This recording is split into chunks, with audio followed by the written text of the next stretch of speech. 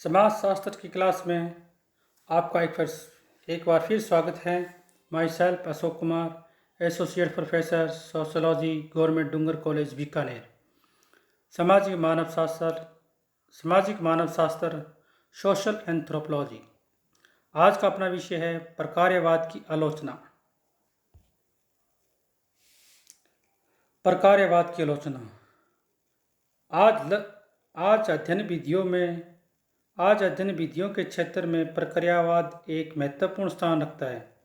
पिछले 2 दशकों में हमारे देश और विदेशों में सामाजिक मानव विज्ञान और समाज शास्त्र पर जो भी अनुसंधान कार्य हुए हैं उनकी विधि प्राय प्रक्रियात्मक रही है। इसकी विधि रही है प्रक्रियात्मक विधि रही है। इन अध्ययनों की प्रकृति को देखकर इस विधि की उपयोगिता और वैज्ञानिकता पर कुछ विद्वानों ने इस प्रक्रियात्मक विधि की आलोचनाएं प्रकट की हैं।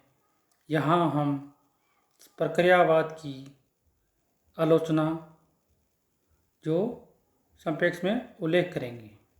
नंबर 1, प्रक्रियात्मकवाद विश्लेषण सबसे बड़ा आरोप लगाया है कि वह रूढ़िवादी और दकियानूसी है। कुछ की दृष्टि में वह विधि रूढ़िवादी नहीं अपितु प्रतिक्रियावादी भी है। समाज की यथास्थिति को बनाए रखने में यह विधि बड़ी सहायक है। इस दृष्टि से यह सत्तारूढ़ दल की सेविका है, उनके तलवे चाटती है। इस संदर्भ में इस विधि पर यह आरोप लगाया गया है कि यह पूंजीवादियों और व्यवसायियों की हितों की पूर्ति करती है। यही कारण है कि इस विधि का विकास अमेरिका जैसे पूंजीवादी देशों में अत्यधिक रूप से हुआ है। संक्षेप में यह विधि इस आलोचना के अनुसार बुजुर्गों की विधि कही है।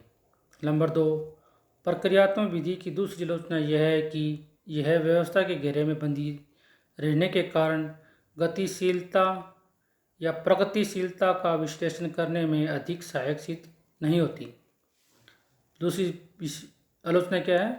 प्रक्रियात्मक विधि की दूसरी आलोचना यह है कि यह व्यवस्था के घेरे में बंदी रहने के कारण प्रगतिशीलता का विश्लेषण करने में अधिक सहायक सिद्ध नहीं होती।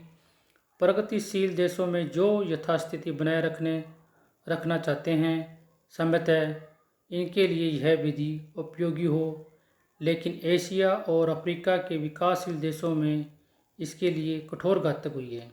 दूसरे शब्दों में प्रकृति के चक्कर की दौड़ को नापने के लिए यह अनुपयुक्त विधि है। नंबर 3, प्रसिद्ध समाजशास्त्री पार्सन जैसे कुछ विद्वानों का मत है कि प्रक्रियात्मक विधि साध्यपरक है।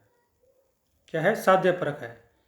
इसकी साध्यपरकता इसे एक निश्चित विचारधारा के क्षेत्र में रख देती है। जिस प्रकार हमारे देश में अर्थव्यवस्था को लेकर सार्वजनिक और निजी क्षेत्र हैं, इसी तरह विधि के क्षेत्र में प्रक्रियात्मक विश्लेषण निजी कारणों की सुरक्षा करता है। इसकी यह विचारधारा दकियानूसी है और यह निहित स्वार्थों की पूर्ति में रत है। नंबर 4, प्रक्रियात्मकवाद की एक और आलोचना यह है कि यह ऐतिहासिक विधि का विरोध करती है। क्या करती है? प्रक्रियावाद की आलोचना क्या है? ऐतिहासिक विधि का विरोध करती है। वास्तविकता यह है कि इस विधि का जन्म ही ऐतिहासिक और तुलनात्मक विधियों के विरोध के फलस्वरूप हुआ है। यह विधि जो इतिहास और तुलना का बहिष्कार करती है, अपनी अध्ययन सामग्री का विश्लेषण नहीं कर सकती। नंबर 5, प्रक्रियात्मक विधि का बहुत बड़ा दबाव अनुभाविकता है। यह अनुभाविकता इस छोर तक पहुंच गई है कि प्रक्रियावादी इतिहास, मनोविज्ञान और अन्य किसी संदर्भ में सामाजिक वास्तविकता को देखने के लिए तैयार नहीं है। प्रकार्यवाद की इस प्रकृति को सी राइट्स मिल अमूर्त अनुभाविकता कहते हैं। प्रकार्य विधि मनोविज्ञान के निष्कर्षों को एकदम पृथक करके सामाजिक व्यवस्था को समुचित विश्लेषण नहीं कर सकती। नंबर 6, पार्सन्स ने प्रकार्य तथा व्यवस्था का जो स्वरूप रखा है वह किसी भय भवन की तरह सुंदर तो लगता है, लेकिन इसमें अमूर्तता इस सीमा तक पहुंच गई है कि इसे किसी विशिष्ट अनुभविक स्थिति पर लागू करना कठिन है। प्रकार्यवाद की 6 आलोचनाएं हैं जो अलग अलग समाजशास्त्रियों ने इसकी प्रकार्यवाद की अवधारणा की आलोचना की है। प्रकार्यवाद पर कई और आरोप लगते हैं। प्रकार्यवादियों ने इन आरोपों का खंडन भी किया है।